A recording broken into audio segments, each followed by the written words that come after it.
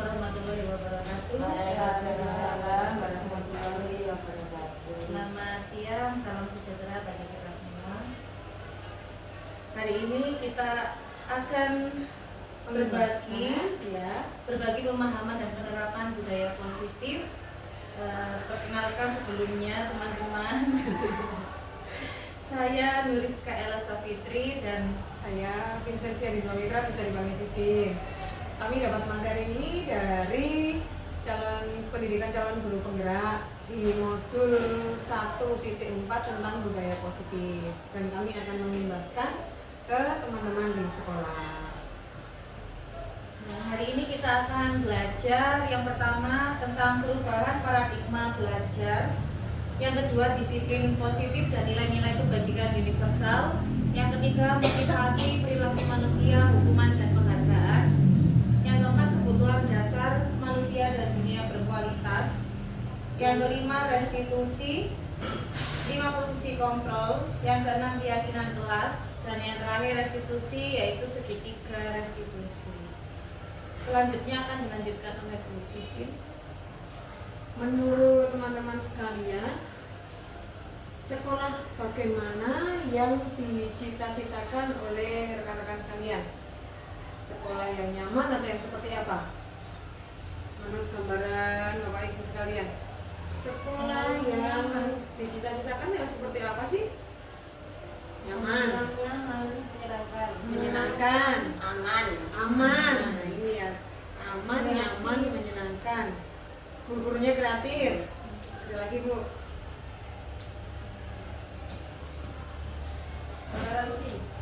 Toleransinya tinggi. Ini yang sedang digaungkan pemerintah. Semua sekolah harus menerima anak inklusi ya, Bu Nulis ya. Sekolah yang silakan mulailah. Di belakang masih banyak tuh duduk. Oh iya, Selanjutnya Ternyata itu sesuai dengan apa yang diminta pemerintah, dan juga mungkin banyak guru juga yang menulis ya, sekolah yang nyaman itu yang berbasis disiplin positif, budaya positifnya jalan. Kalau sekolah disiplin positif, budaya positifnya jalan, nanti akan berdampak maksimal untuk perkembangan dan pembentukan karakter anak-anak.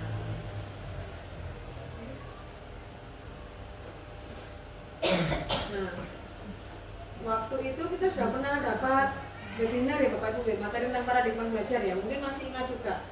Paradigma itu pandangan kita, sudut pandang kita tentang bagaimana proses belajar itu terjadi.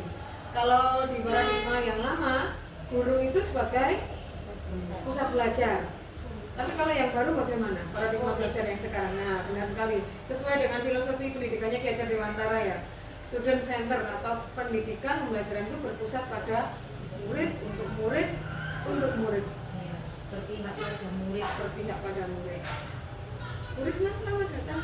Boleh bergabung. Masih banyak tempat duduknya. Mengapa perlu perubahan paradigma? Ada 3. Yang pertama, tantangan pendidikan modern. Mungkin di antara kita tahu semua kalau anak-anak itu nggak bisa lepas dari gawai ya. Yang kedua itu salah satunya. Kemudian pembelajarannya juga, kita harus mengikuti perkembangannya anak zaman sekarang. Tidak bisa disamakan ketika kita masih sekolah dulu. Yang kedua, perkembangan teknologi dan informasi yang didapat anak-anak itu malah lebih cepat daripada yang kita dapat. Mereka bisa buka HP, apa yang sedang terjadi, yang sedang trending itu langsung muncul di HP. Mereka bisa jadi lebih tahu duluan daripada kita. Yang ketiga, kebutuhan murid itu semakin beragam. Kita tidak bisa seperti dulu. Mungkin dulu itu banyak guru yang masih menyamakan semua murid, semua diperlakukan sama. Tapi kalau paradigma yang sekarang tidak bisa. Setiap anak itu unik, berbeda satu dengan yang lain, memiliki kebutuhan dan kemampuan juga yang berbeda. Nah, ini paradigma belajar yang baru. Yang pertama, murid sebagai pusat pembelajaran. Pembelajarannya itu aktif, jadi interaktif. Guru hanya sebagai fasilitator. Semuanya dari anak-anak. Kalau pembelajaran anak, yang kedua, bagaimana cara kita sebagai guru itu bisa menghubungkan materi pelajaran dengan kehidupan yang nyata. Kalau zaman sekolah dulu dengan yang sekarang mungkin teman-teman bisa membedakan. Kalau zaman sekolah dulu bagaimana? Apakah pernah Bapak Ibu guru mengaitkan dengan kehidupan nyata? Dulu zaman sekolah Jarang. jarang ya. Hanya teori saja. Nah, teori, textbook ya, apa yang dipelajari yang ada di buku. Kalau sekarang tidak. Yang kedua, pembelajaran bermakna itu bagaimana kita bisa menumbuhkan minat dan motivasi belajar untuk anak-anak. Nah, ini yang paling asik ini, pembelajaran kolaboratif. Bagaimana kita bisa mengajak anak-anak untuk bisa belajar dengan teman-teman yang lain, tidak sendiri melulu. Yang kedua, untuk mengembangkan keterampilan sosial dan berkomunikasi. Nah, Selanjutnya, disiplin positif. Disiplin berasal dari bahasa Latin dengan kata disiplina yang artinya belajar.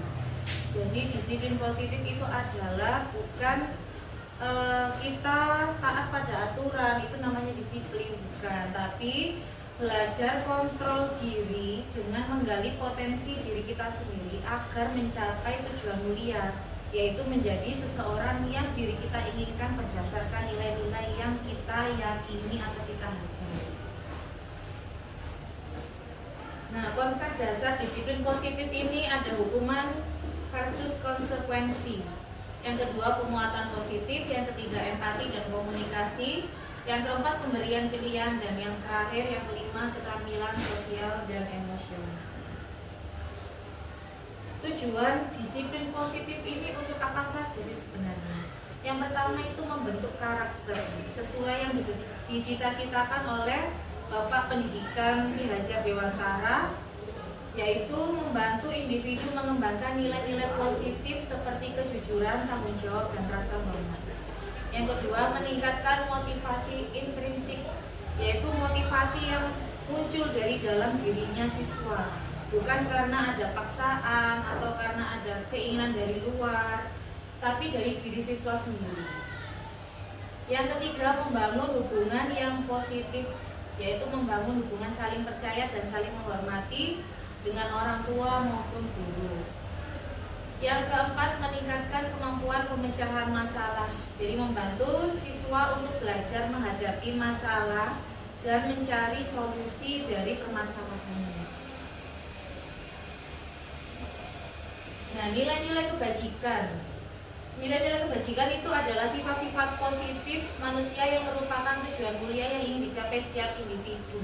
Disepakati bersama, lepas dari suku, bangsa, agama, bahasa maupun latar belakang.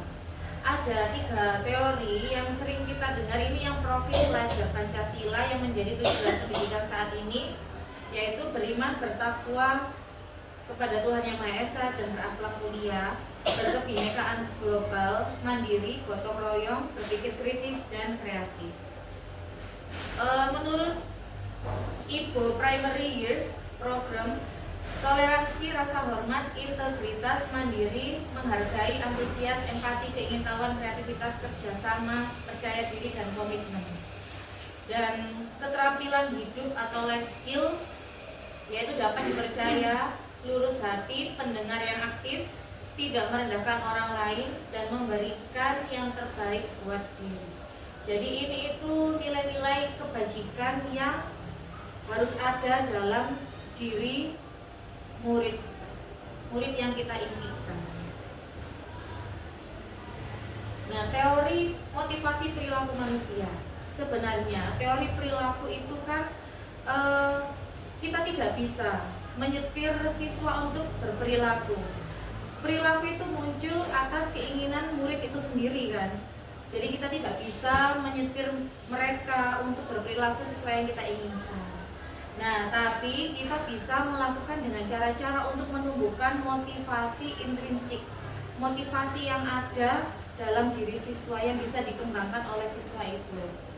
Ada 3 teori perilaku. Yang pertama, untuk menghindari hukuman. Ini nantinya akan mengakibatkan terjadinya motivasi eksternal. Jadi murid itu akan berperilaku karena dia takut dihukum. Jadi dia berperilaku sesuai norma, sesuai aturan, tapi dengan motivasi eksternal karena takut dihukum. Yang kedua, untuk mendapatkan penghargaan. Ini motivasi eksternal juga. Ternyata memberikan penghargaan terhadap murid itu juga bisa menumbuhkan motivasi eksternal. Karena nantinya murid itu akan berperilaku jika diberi imbalan, jika diberi penghargaan. penghargaan. Terus yang ketiga, untuk menghargai diri sendiri. Ini dalam arti siswa itu menghargai nilai-nilai yang dia yakini, nilai-nilai kebajikan yang ada di dalam dirinya. Dan ini nanti ketika siswa berperilaku dengan motivasi untuk menghargai diri sendiri, maka akan menumbuhkan motivasi internal atau motivasi intrinsik di dalam diri murid itu. Nah, untuk yang penghargaan, dihukum oleh penghargaan. Alfikon itu menyebutkan bahwa penghargaan berlaku sama dengan hukuman. Dalam arti meminta atau membujuk seseorang melakukan sesuatu untuk memenuhi suatu tujuan tertentu dari orang yang meminta atau membujuk. Dorongannya eksternal dan ada faktor ketergantungan. Beberapa dampak dari pemberian penghargaan. Nah, ternyata dampak penghargaan itu ada beberapa dampaknya. Yang pertama, pengaruh jangka pendek dan jangka panjang. Mungkin dalam jangka pendeknya tuh murid itu akan lebih aktif ketika dia diberi imbalan. Misalkan kamu bisa mengerjakan soal di depan, kalau bisa saya berikan ballpoint, saya berikan dan lain-lain itu ya, pensil atau apa. Mungkin murid itu akan langsung dia termotivasi, tetapi dia tidak akan bisa berlaku jangka panjang kalau tidak ada guru yang memberikan penghargaan atau imbalan. Mungkin murid itu tidak akan aktif seperti biasa. Nah, penghargaan itu bersifat merusak hubungan. Bisa jadi murid yang mendapatkan penghargaan itu, ada murid lain yang merasa iri. Oh, teman saya kok dikasih ya, saya kok tidak. Nah, akhirnya kan merusak hubungan antara murid itu. Terus penghargaan bersifat menghukum. Dalam arti itu tadi ya, jadi penghargaan ini bisa jadi membuat siswa yang satunya itu merasa iri dan lain sebagainya. Nah, itu akan membuat dia itu merasa minder. Terus penghargaan menurunkan kualitas. Kualitas yang dimaksud itu jadi itu tadi, karena adanya motivasi eksternal tadi, sehingga murid itu tidak akan bertindak sesuai keinginan dari dalam dirinya. Selanjutnya, mengurangi ketepatan, mematikan kreativitas murid. Penghargaan dinilai tidak efektif dan mengurangi motivasi intrinsik atau motivasi yang ada di dalam diri. Lalu apakah boleh Bapak Ibu memberikan penghargaan atau apresiasi kepada murid? Dengan cara yang bagaimana jika boleh? Dengan pujian, apresiasi. Ya, jadi kita bisa memberikan apresiasi atau pujian kepada murid, tetapi harus mengingat beberapa hal berikut. Yang pertama, kita memberikan apresiasi secara khusus atau secara pribadi.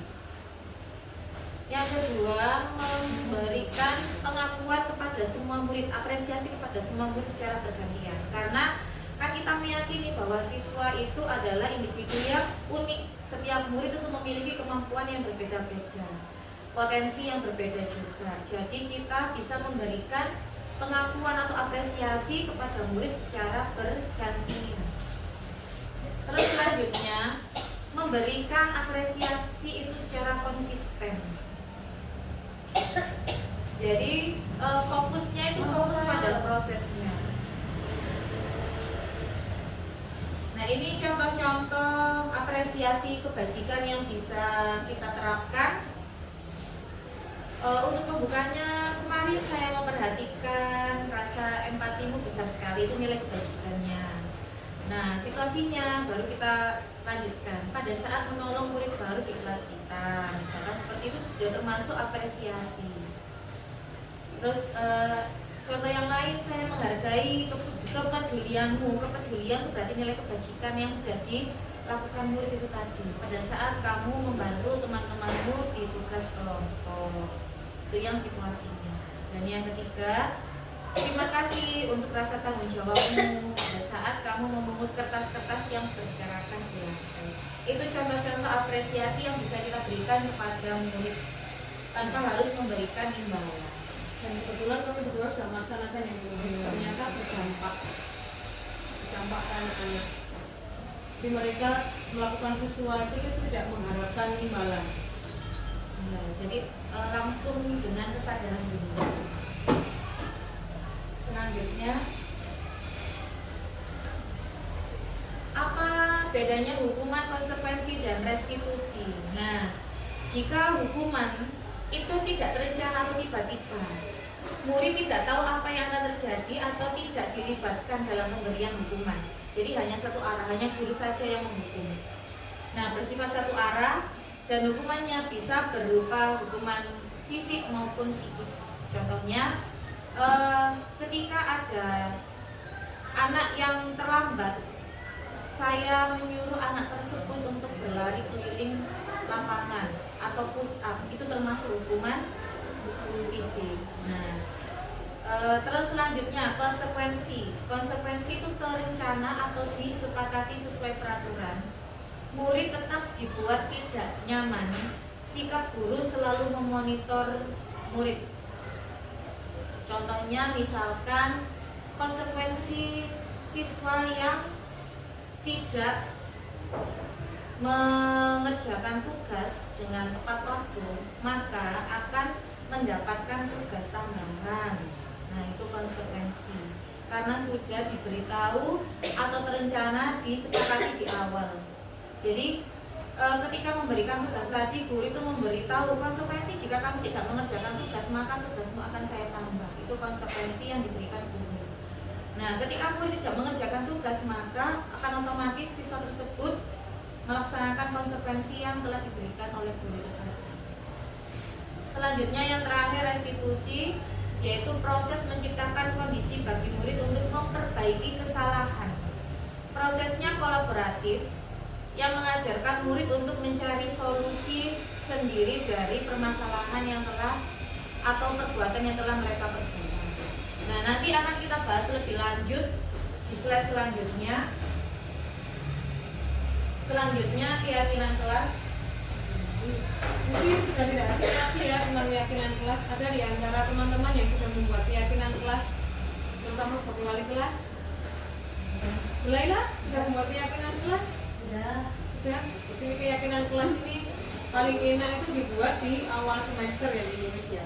Mengapa kok keyakinan kelas bukan peraturan kelas? Ada yang mau menjawab? Kenapa kok keyakinan kelas bukan peraturan kelas? Berbeda antara keyakinan kelas dengan peraturan kelas. Kalau peraturan tadi sama seperti hampir sama dengan hukuman, dibuatnya satu arah. Yang membuat biasanya hanya pihak sekolah, tapi tidak melibatkan anak-anak, tidak melibatkan orang tua. Nah, ini kenapa keyakinan kelas yang pertama? Karena kalau keyakinan kelas itu dibuat dari kesepakatan bersama antara kita dengan anak-anak tentang nilai-nilai dan perilaku yang diharapkan di kelas. Jadi anak-anak meyakini, oh aku bisa seperti ini. Kalau misalkan kita membuat peraturan yang di kelas itu petugas piket harus mengerjakan tugasnya setelah pembelajaran. Kalau keyakinan kelas itu bukan keyakinan kelas tapi peraturan kelas. Kalau keyakinan bagaimana? Kalau tadi peraturan kelasnya petugas piket harus mengerjakan tugasnya sepulang sekolah atau setelah pembelajaran berakhir. Kalau keyakinan kelasnya bukan seperti itu. Kalau keyakinan kelasnya kembali ke nilai kebijakan yang tadi, bahwa setiap anak bisa melaksanakan tugas piket. Kalau yang setiap anak harus melaksanakan tugas piket setelah pembelajaran, itu adalah peraturan kelas, bukan keyakinan kelas. Tapi kalau keyakinan kelas ada nilai yang diyakini anak-anak untuk bisa melakukannya, dan diharapkan anak-anak semuanya bisa, bahwa setiap anak bisa melaksanakan piket. Yang kedua, dasar untuk menciptakan lingkungan belajar yang positif dan kondusif. Yang terakhir, bersifat abstrak daripada peraturan yang lebih rinci dan konkret. Karena tadi sebuah nilai itu sifatnya abstrak ya, tidak bisa diukur dari misal tidak bisa mengukurnya itu karena tentang sikap. Kalau yang keyakinan. Tapi kalau peraturan biasanya terkadang ada poin-poin yang menulis ya. Kalau misalkan terlambat satu kali, peraturannya nanti dapat poin berapa. Tapi kalau keyakinan tidak bisa. Kalau diubah jadi keyakinan, setiap anak bisa hadir tepat waktu di sekolah. Seperti itu. Kenapa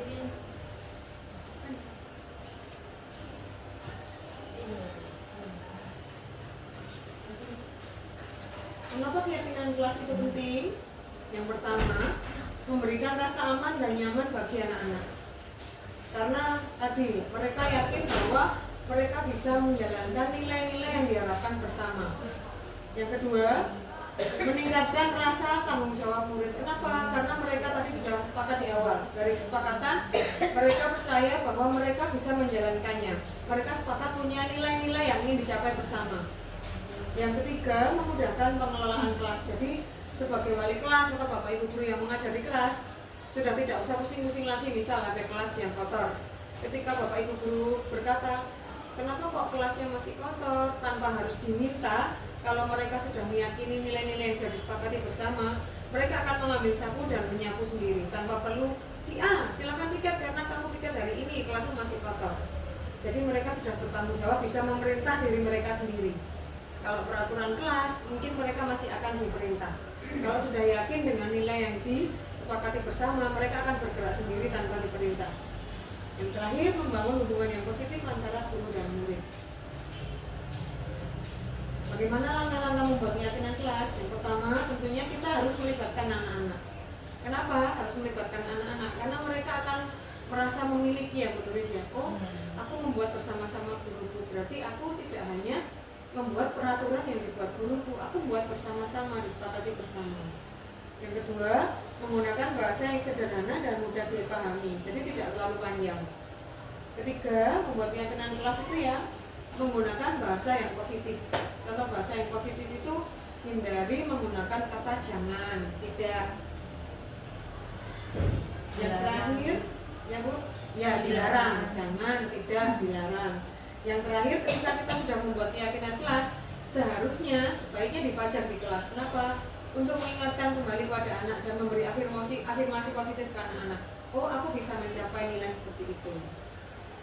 Nah, ini kemarin di awal semester saya membuat keyakinan kelas dengan kelas 9B. Kebetulan saya wali kelasnya. Yang pertama, mereka saya ajak untuk membuat akronim dari kelas. Kami bersepakat membuat akronim kelas kami itu Amerta.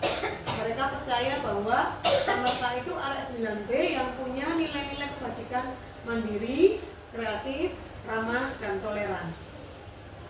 Keyakinan kelas kami ada 6. Yang pertama, kami mengangkat nilai kebajikan saling menghormati. Saling menghormati tentang apa? Tentang mendengarkan ketika bapak ibu guru atau teman-teman presentasi di depan. Ketika ada orang yang berbicara, yang lain berarti mendengarkan. Yang kedua tentang tanggung jawab dan kebersihan. Ayat 9B, Amerta yakin bahwa kebersihan itu sebagian dari iman. Jadi tanpa harus disuruh, mereka akan melaksanakan tugas piket kalau melihat sesuatu yang masih kotor. Yang ketiga ada kerjasama. Semua anak senantiasa bekerjasama dalam tugas kelompok dan berkontribusi secara adil. Nilainya kebijakan ada tentang kerjasama. Yang keempat ada menghargai. Amerta selalu saling menghargai. Selanjutnya ada partisipasi aktif. Semua Amerta berpartisipasi aktif dalam diskusi atau misalkan di kelas ketika ada kegiatan diskusi berkelompok dan mengajukan pertanyaan. Yang terakhir mereka sepakat dengan saya ketika membuat keyakinan kelas, kita punya komitmen terhadap setiap tugas dan penggunaan HP digunakan hanya saat diperlukan. Kita main dulu sebentar nih. Nah, kita bayangkan kita sedang berada di sebuah kapal yang hampir tenggelam dan karam. Kira-kira 5 hal paling berharga yang akan teman-teman bawa itu apa? Kalau nggak 5, banyak ya. Kalau 5 ya, 2 aja deh, 2. Kira-kira kalau kapal itu akan tenggelam, 2 hal yang akan teman-teman bawa apa? Pelampung. Ada lagi? Air minum, karena air laut asin. Pelampung bawa air minum. Ada lagi? Bukarila membawa apa ketika naik kapal ternyata kapalnya mau tenggelam? Ulaila tadi membawa pelampung, Bu Aulia membawa air minum. Karena kalau Bisa renang. oh iya, karena bisa renang jadi ban, pelampung sama ban ya Bu. Bu ingin membawa apa? Bisa renang kan bapak Pertanggungjawabkan. Ya betul. Fluid. Fluid. Ada lagi. Bu Karisma membawa apa, Bu Karisma? Membawa uangnya Bu Karisma dibawa. Nah sekarang yang ketiga, kira-kira kalau misalkan semuanya jadi tenggelam, apakah nanti teman-teman akan berbagi dengan teman-teman yang lain? Tadi Bu Arila membawa fluid, Bu Lela membawa pelampung, Bu Aulia ada yang membawa air minum, Bu Khalifah tadi membawa ban, Bu Iit membawa apa, Bu Karisma, Pak Ma'ruf, Pak Doni membawa apa, berbeda-beda. Akankah rekan-rekan saling berbagi nantinya? Akankah mau berbagi? Bu Iit jika cukup, iya. Berarti kalau nggak cukup nggak berbagi, Bu. Darurat saja akan berbagi. Jika keadaan darurat berbagi, berarti ada saling berbagi. Kalau misalkan banyak, Bu Khalifah besar, apakah akan berbagi dengan rekan-rekan yang lain, Bu? Karena Bu Farila tadi hanya membawa peluit, sudah, dipakai berdua, sudah lelah berenang. Bu Farila kan jago berenang, tapi ternyata capek, banyak Bu Khalifah besar. Sedangkan Bu Khalifah tadi hanya nempel di badan, menggantungkan di air, entah nanti terbawa arus kemana. Apakah akan berbagi? Berbagi tadi ya, bila keadaan darurat. Berarti ada nilai-nilai di dalamnya. Nah, nilai-nilai tadi adalah nilai kebajikan, nilai yang dipercaya bisa membawa anak-anak menjadi anak-anak yang berkarakter. Ternyata dalam keadaan darurat tadi ya, anak-anak bisa saling berbagi, saling bekerja sama. Oh ayo nempel di bannya Bu Khalifah karena bannya besar. Oh ayo satunya gandol di pelampungnya Bu Lela karena besar, satu kiri satu kanan. Mau minum air laut ternyata asin, Bu Aulia mau berbagi air minumnya. Nah ternyata dari itu. Nah kenapa tadi ada nilai-nilai kebajikan, itulah fungsinya. Salah satu menanamkan budaya positif. Jadi kita harus membuat anak-anak mempunyai nilai yang diyakini bersama. Karena tanpa diminta mereka akan merasa bertanggung jawab. Oh temanku membutuhkan bantuan ini. Oh aku harus seperti ini. Tanpa diminta mereka akan bisa jalan. Nah kita coba membuat keyakinan kelas bersama-sama nih. Yang pertama misal harus mengumpulkan tugas tepat waktu. Yang wali kelas bolehlah sudah membuat kesepakatan kelas ya, keyakinan kelas. Apa bolehlah tentang apa?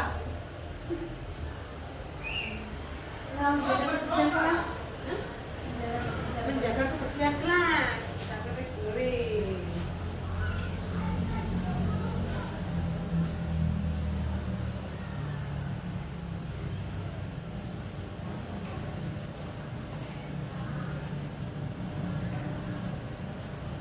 Ada lagi yang punya ide untuk membuat keyakinan kelas?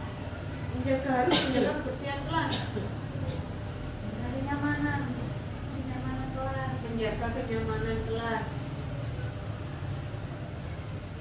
Mohon maaf ya, G saya hilang. G-nya mau hilang. Cukup 3 aja dulu ya Bu Nulis ya. Nah, apakah ini sudah merupakan keyakinan kelas? Apakah sudah ada nilai-nilai yang diyakini bisa menumbuhkan rasa mandiri ke anak-anak, rasa tanggung jawab ke anak-anak? Apakah sudah ada nilai-nilai kebajikan di dalamnya? Sudah. Harus mengumpulkan tugas tepat waktu. Nilai kebajikannya apa? Disiplin. Berarti kita ganti aja kalimatnya Bu Nuris ya? Berarti yang kalimat pertama ini masih kalimat sebuah peraturan, belum keyakinan. Berarti diganti dengan disiplin, mengumpulkan tugas. Yang kedua, menjaga kebersihan kelas. Ada nilai-nilai kebajikan di dalamnya? Ada apa? Kesehatan dan kebersihan. Ini sudah ada nilainya yang diyakini ya. Jadi sudah benar keyakinan kelas. Yang ketiga juga nyaman. Nah ini bedanya keyakinan kelas dengan peraturan kelas itu seperti tadi ya teman-teman. Jadi ketika keyakinan kelas sudah tidak ada lagi kalimat-kalimat negatif, tidak ada kata tidak ada kata jangan, tidak ada kata hindari. Semuanya menggunakan kalimat positif. Kenapa harus menggunakan kalimat positif? Karena kita membiasakan anak-anak pikiran positif, melalui pikiran, perkataan, dan perbuatan, nanti hasil yang didapat juga akan positif. Lanjut tulis. Nah, itu sudah berhasil ya menulis membuat keyakinan kelas ya. Nah, sekarang ini, menurut teman-teman kesepakatan kelas dengan keyakinan kelas itu sama atau beda?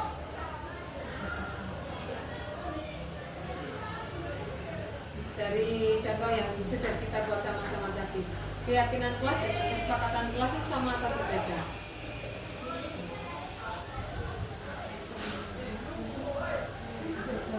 Berbeda, ya benar, yang berbeda. Kenapa berbeda? Kembali ke yang tadi. Kesepakatan keyakinan kelas ini didapat dari kesepakatan kelas sebenarnya. Kenapa? Karena kesepakatan kelas tadi biasanya berawal dari sebuah peraturan. Nah, dari peraturan yang ada, sepakat, akhirnya timbul sebuah nilai. Nah, nilai ini adalah yang mendasari adanya keyakinan kelas. Seperti itu ya teman-teman. Jadi kesepakatan kelas dengan keyakinan kelas itu berbeda. Dasarnya keyakinan kelas dari kesepakatan kelas. Sekarang kita ke restitusi. Kenapa kok ada restitusi? Bisa jadi karena anak-anak mereka membuat sebuah masalah sehingga keyakinan kelas yang sudah mereka percaya bersama itu dilanggar. Makanya anak-anak butuh restitusi. Restitusi adalah menurut dosen, restitusi adalah proses untuk menciptakan kondisi bagi murid untuk memperbaiki kesalahan mereka sehingga mereka dapat kembali ke kelompok mereka dengan karakter yang lebih kuat. Setiap manusia itu pasti pernah melakukan sebuah kesalahan. Nah, tujuannya restitusi ini untuk mengembalikan mereka ketika membuat kesalahan, untuk mengembalikan ke kelompoknya yang benar tadi, agar keluar dari lingkaran setan, agar keluar dari lingkaran kesalahan. Restitusi ini tidak bisa dilakukan sendiri. Kita harus berkolaborasi entah dengan guru mapel, entah dengan kepala sekolah, entah murid dengan murid atau orang tua. Proses kolaborasi ini nanti mengajarkan anak-anak untuk mencari solusi atas masalah mereka dan membantu mereka untuk berpikir ingin menjadi apa, ingin menjadi orang seperti apa nantinya mereka, dan bagaimana mereka memperlakukan orang lain. Di restitusi ini kita hanya membantu untuk mencari kebutuhan dasarnya anak-anak. Jadi kenapa kok anak-anak bisa melakukan sebuah kesalahan? Untuk mencari solusinya nanti yang mencari solusi anak-anak sendiri. Kita hanya menuntun. Jadi solusi tidak dari guru, tapi dari anak-anak sendiri. Nah, cirinya restitusi yang pertama, anak-anak nanti akan belajar dari kesalahan, bukan untuk menebus kesalahan. Kalau untuk menebus kesalahan, bisa jadi mereka akan mengulang lagi. Tapi kalau belajar dari kesalahan, mereka tentunya kapok dan tidak akan melakukan kesalahan yang sama. Yang kedua, bisa untuk memperbaiki hubungan. Yang ketiga, menawarkan ke anak-anak, bukan memaksa. Bisa setiap pagi ketika orang tua sudah menyiapkan sarapan di rumah, ternyata anak-anak tidak mau makan, mereka akan mendapatkan konsekuensinya. Konsekuensinya apa kalau anak-anak tidak makan? Lapar. Nah, seperti itu restitusi. Orang tua sudah menawarkan di rumah, menyediakan di rumah, silakan sarapan, tapi ternyata anak-anak tidak mau. Mereka akan tahu konsekuensinya, kalau aku nggak makan ya lapar. Jadi mereka tentunya pasti tahu, oh iya, kalau aku nggak makan aku lapar, jadi aku di rumah harus makan. Mereka nanti akan berjalan tanpa paksaan akhirnya. Yang keempat, restitusi diri adalah cara yang terbaik. Kenapa? Karena anak-anak diajarkan untuk mencari solusi sendiri atas masalah yang mereka hadapi. Yang kelima, menuntun mereka untuk melihat ke dalam diri. Semuanya kembali ke dalam diri anak-anak. Mencari kebutuhan dasar yang mendasari tindakan, berfokus pada karakter, bukan tindakan. Berfokus pada solusi. Yang terakhir, mengembalikan anak-anak yang berbuat salah pada kelompoknya yang benar tadi. Tidak semakin menjerumuskan anak-anak ke lingkaran setan atau lingkaran yang salah. Selanjutnya 5 kebutuhan dasar manusia. Jadi 5 kebutuhan dasar manusia ini adalah kebutuhan yang harus dimiliki atau dipenuhi oleh masing-masing individu. Jadi setiap orang itu memiliki kebutuhan yang pertama untuk bertahan hidup. Contohnya makanan, pakaian, kesenangan, tempat tinggal, keamanan, kesehatan. Yang kedua, cinta dan kasih sayang. Nah, ini seperti merasa diterima, dipedulikan, berbagi, kerjasama, menjadi bagian dalam kelompok. Yang ketiga, penguasaan, meliputi harga diri, keinginan untuk dianggap, memimpin, berprestasi, diakui dan didengar. Yang keempat, kebebasan, meliputi mandiri, memiliki pilihan, mencoba hal yang baru, mampu mengendalikan arah dirinya. Dan yang terakhir yaitu kebutuhan kesenangan.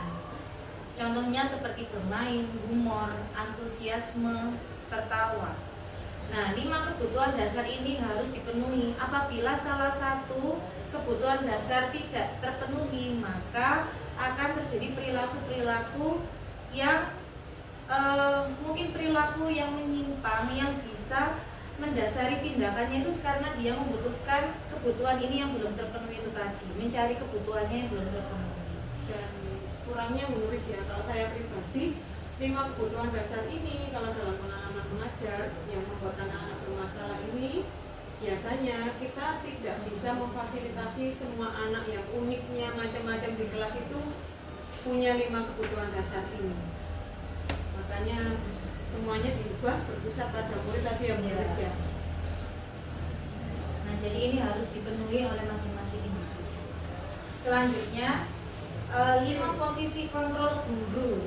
Nah, ini menurut Diana Gosen dalam bukunya Restitution, Restructuring School Discipline, Gosen berkesimpulan ada 5 posisi kontrol yang diterapkan seorang guru, orang tua, ataupun atasan dalam melakukan kontrol.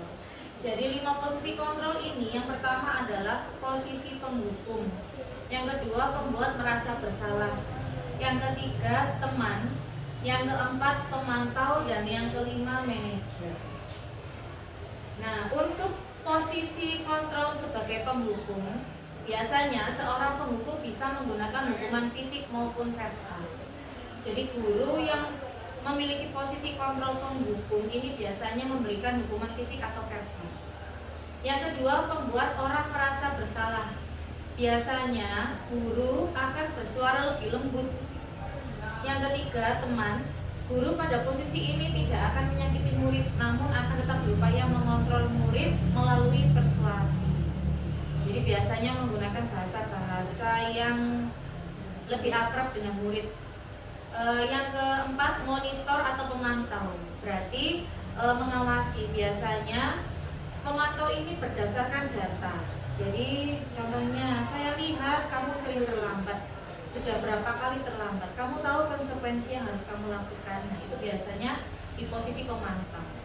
Dan yang terakhir itu adalah manajer. Nah, ini respon yang menunjukkan tanggung jawab guru dalam posisi terakhir ini.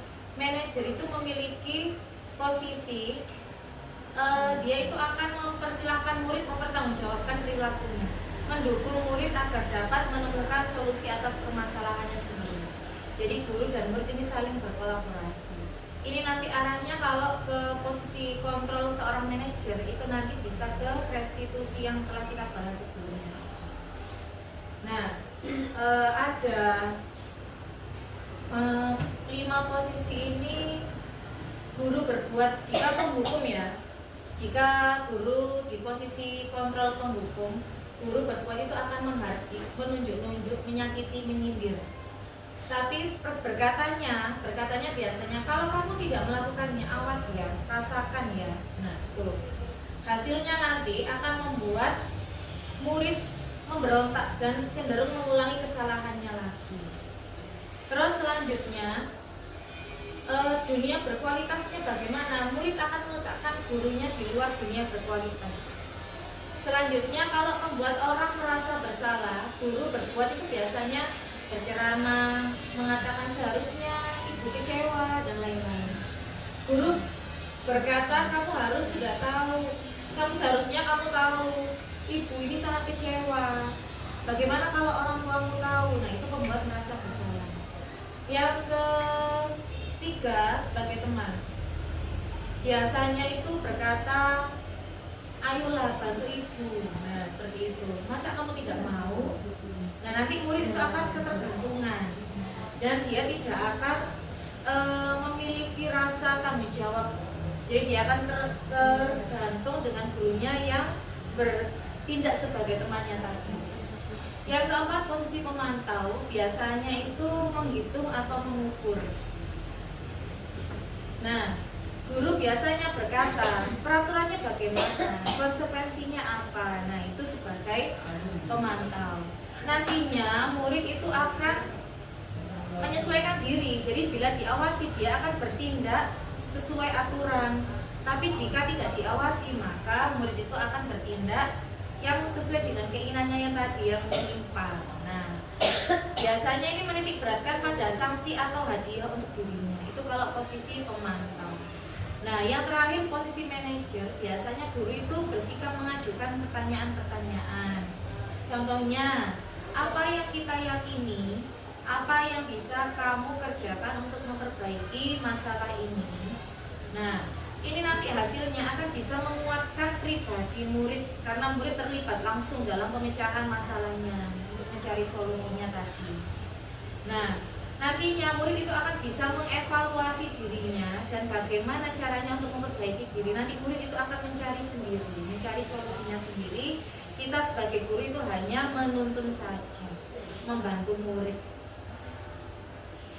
untuk memecahkan masalah, tapi mencari solusinya biarkan murid yang mencari solusi sendiri. Karena yang tahu kemampuannya diri anak-anak sendiri. Ya. Selanjutnya ini Bapak Ibu kita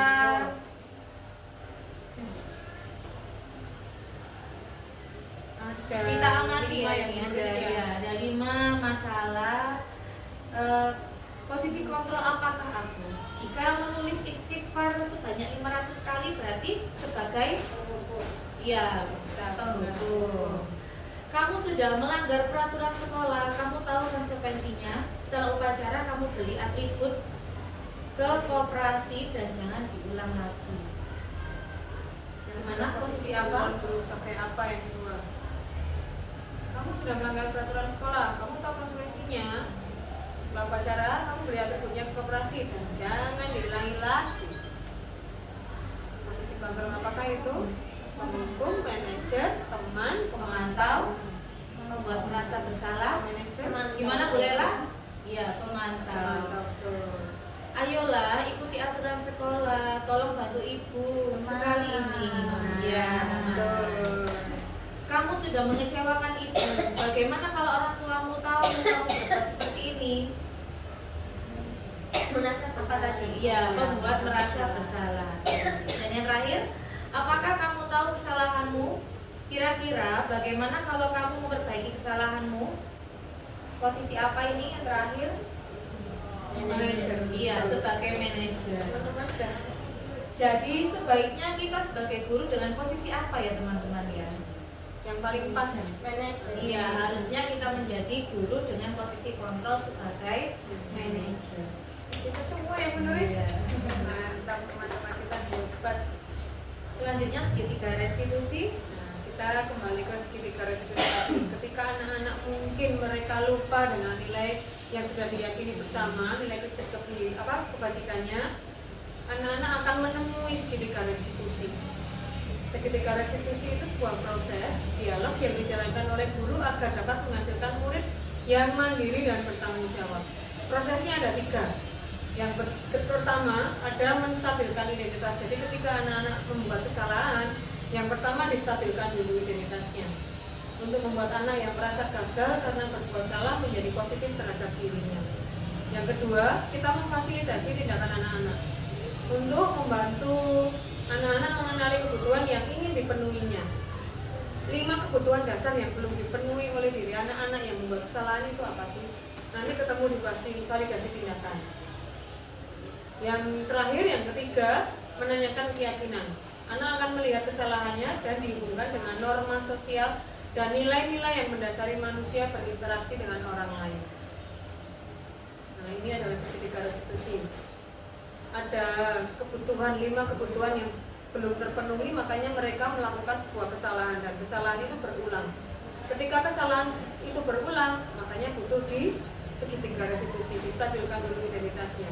Setiap anak berbuat sesuatu, entah kesalahan atau tidak, pasti ada tujuannya. Nah, yang pertama menstabilkan identitas. Berdasarkan prinsip membuat kesalahan adalah bagian dari proses pembelajaran. Berbuat kesalahan itu manusiawi, Bapak Ibu. Yang pertama, berbuat salah itu wajar. Ketika kita membuat segitiga diskusi, misal kemarin di kasus anak di kelas 9B, kami sudah sepakat bahwa sepulang sekolah, anak-anak akan mengangkat kursinya ke meja. Kenapa? Untuk memudahkan petugas tiket. Ternyata saya amati selama 2 minggu ada 4 anak, dan 4 anak ini nggak berubah selama 2 minggu. Kursinya tidak pernah diangkat, padahal teman-teman yang lainnya selalu diangkat di atas meja. Makanya saya segitiga diskusi, saya tanya dulu, kenapa sih kok seperti itu? Berbuat kesalahan itu memang wajar, setiap orang pasti pernah buat kesalahan. Tidak ada manusia yang sempurna. Nah, ibu bapak juga pernah melakukan kesalahan. Ibu bapak tidak mau mencari siapa yang salah, tapi ibu atau bapak mencari solusi dari masalah yang dibuat. Kamu berhak merasa begitu. Oh, aku males ngangkat kursi. Nah, ini kita stabilkan dulu identitasnya. Yang kedua, validasi tindakan yang salah. Berdasarkan prinsip setiap perilaku berupaya memenuhi suatu kebutuhan tertentu. Berarti ada 5 kebutuhan dasar anak-anak pasti yang tidak terpenuhi. Mungkin tadi kalau nggak mau ngangkat kursi ke meja, bisa jadi mereka ingin Lapar pulang. Oh, lapar. Berarti kebutuhan dasarnya dasar. kebebasan ya. Oh, jamku makan kok nggak pulang disuruh ngangkat kursi. Enggak gitu, itu yang kebutuhan akan makanan tadi loh, Bu. Senang. Apa tadi satunya? Jadi ikut tuh kayak Indonesia nanti kita WK lagi. Nah, Iya. ya. Gimana itu? Nah, nih. Nah, di validasi tindakan ini kita bisa menyampaikan ke anak-anak. Kamu pasti punya alasan mengapa sih kau melakukan itu, padahal kamu bisa melakukan hal yang lebih buruk dari ini ya. Kamu patut bangga karena melindungi sesuatu yang penting buatmu. Misal tadi karena lapar, oke, karena kamu mementingkan lapar dari pagi belum makan, jadi nggak angkat kursi. Kamu melakukannya karena mempertahankan sesuatu yang penting bagimu, mempertahankan rasa lapar tadi, jadi akhirnya nggak angkat Kan kursi. untuk bertahan hidup. Iya. Ya, kebutuhan dasarnya bertahan hidup tadi mungkin ada yang tidak terpenuhi sehingga Yang dia angkat kursi tadi.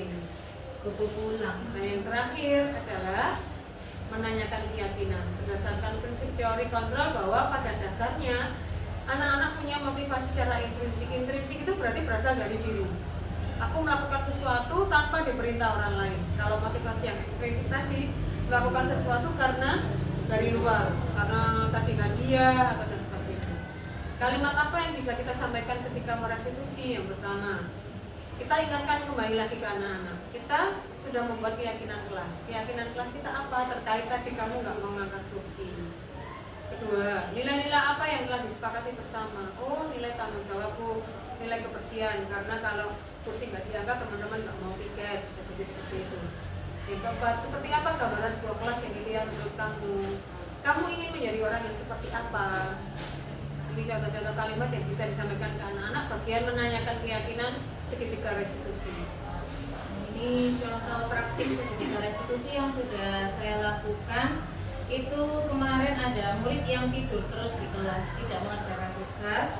Nah, ternyata setelah saya tanyakan kenapa kok kamu tertidur di kelas, dengan prinsip segitiga restitusi, dengan menstabilkan identitas, validasi tindakan yang salah, dan menanyakan keyakinan, ternyata anak ini tuh semalam itu menonton pertandingan sepak bola di rumahnya karena Agustusan. Jadi dia merasa ngantuk dan malas ketika di dalam kelas, padahal biasanya dia aktif.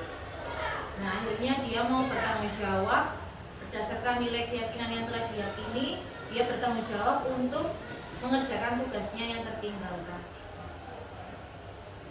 Nah, ini ada miskonsepsi tentang penerapan budaya positif. Ini yang pertama, penerapan budaya positif berarti tidak ada aturan atau konsekuensi. Miskonsepsinya seperti itu. Padahal dalam hidup bermasyarakat selalu ada tatanan atau aturan dengan konsekuensi dari setiap tindakan yang dilakukan oleh anggota masyarakat. Jadi dalam penerapan budaya positif ini, guru melatih kesadaran murid untuk melalui pemahaman bahwa tatanan dan konsekuensi hadir untuk memberikan keselamatan dan kebahagiaan pada diri sebagai manusia dan anggota masyarakat. Jadi supaya siswa itu selamat dan bahagia. Nah, jadi tatanan itu harus dipatuhi bukan karena takut karena konsekuensi, melainkan karena kesadaran diri yang ingin mewujudkan nilai-nilai yang berharga. Kembali yang tadi ya Bu, Iya. anak-anak sudah punya keyakinan nilai kebajikan. Oh, berarti nilai yang akan aku dapat itu seperti ini. Aku harus melakukan apa? Mereka sadar diri tanpa diminta. Yang kedua, miskonsepsinya ada penerapan budaya positif itu berarti penerapan budaya positif berarti itu ada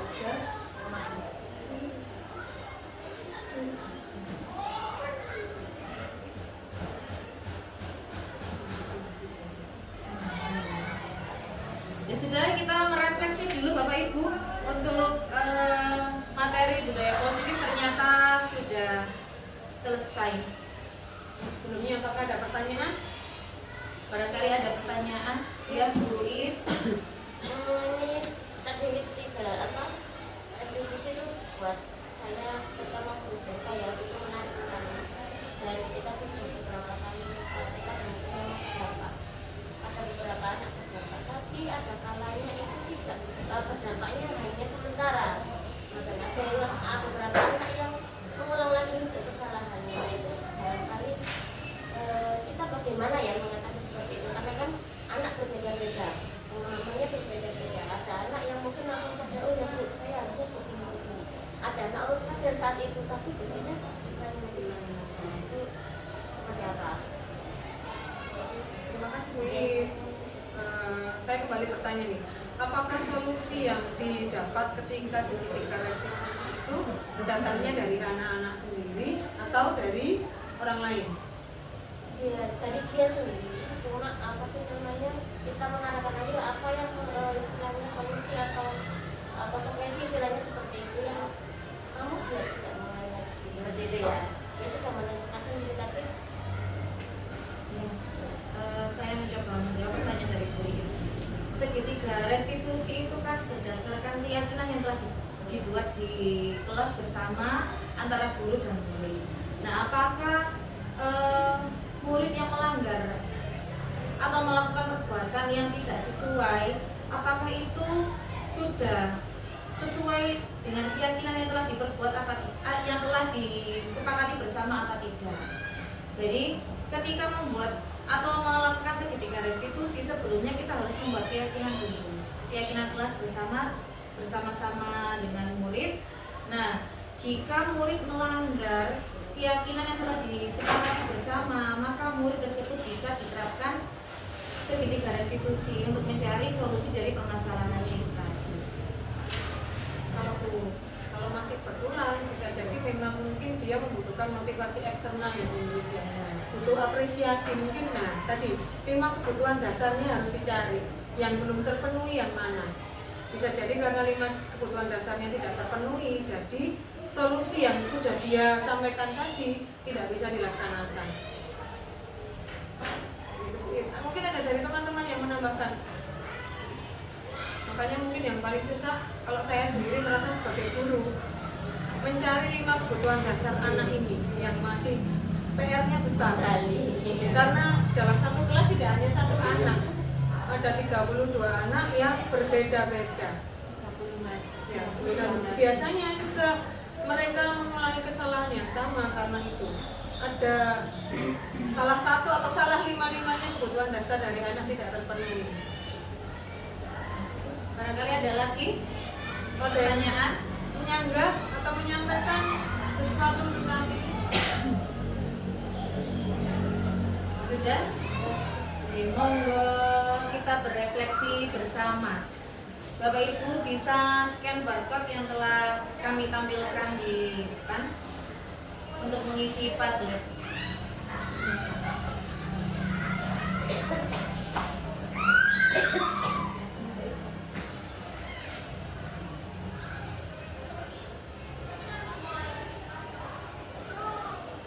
Oh ini sambil menambahkan teman-teman tentang sertifikat restitusi.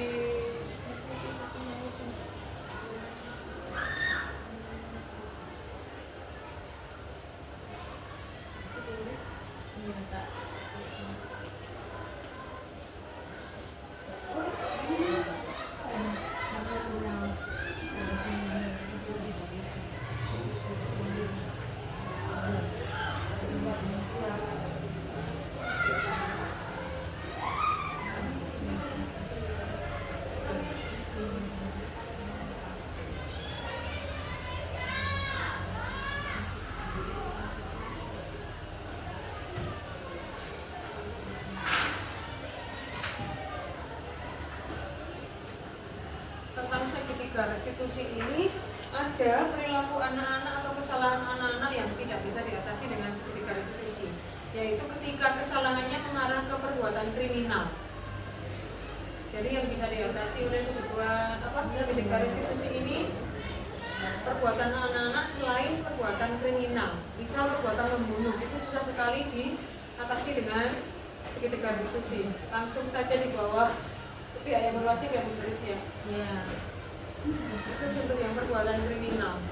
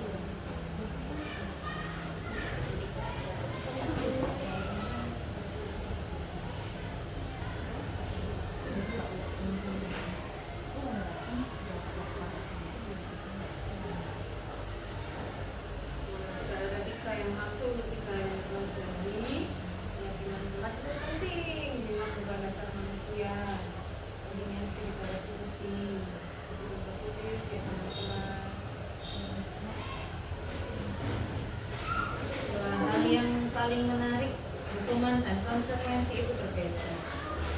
Guru sebaiknya menjadi manajer kebutuhan dasar dan segitiga restitusi.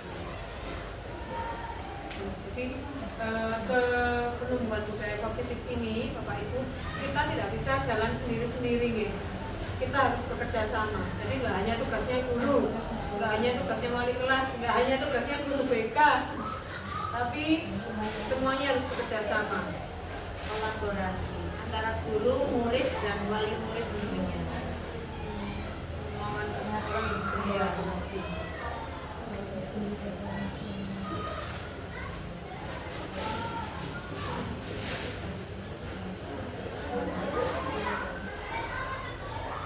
Kalau melihat dari ini, kira-kira satu hal yang ingin teman-teman pelajari apa selanjutnya? Tentang penumbuhan budaya positif. Saya pernah mengalami kalau masuk ke kelas itu, ketika pulang HP menulis, Oh iya. alah bu,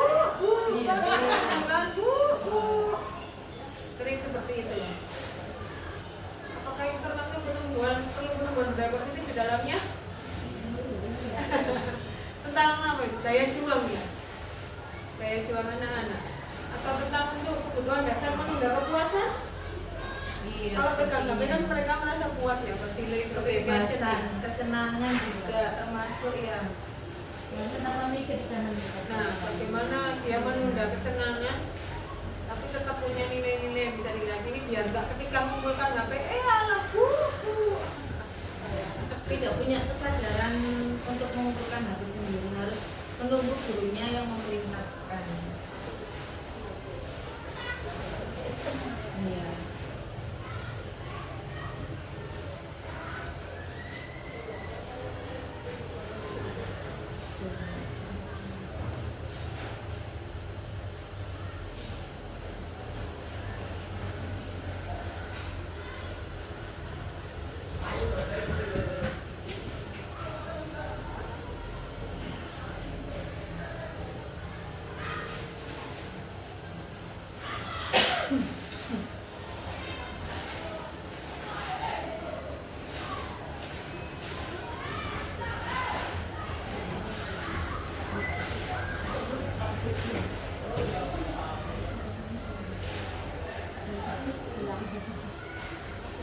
Kesulitan. Nah ini sudah ada satu hal yang ingin dipelajari selanjutnya. Kontrol diri dalam kebutuhan kebebasan, menurunkan empati dan memperbaiki kesalahan yaitu mungkin. Ya terima kasih Itu hari ini teman-teman bapak sekalian sudah meluangkan waktunya. meluangkan waktu untuk saya dan penulis menjelaskan materi tentang budaya positif.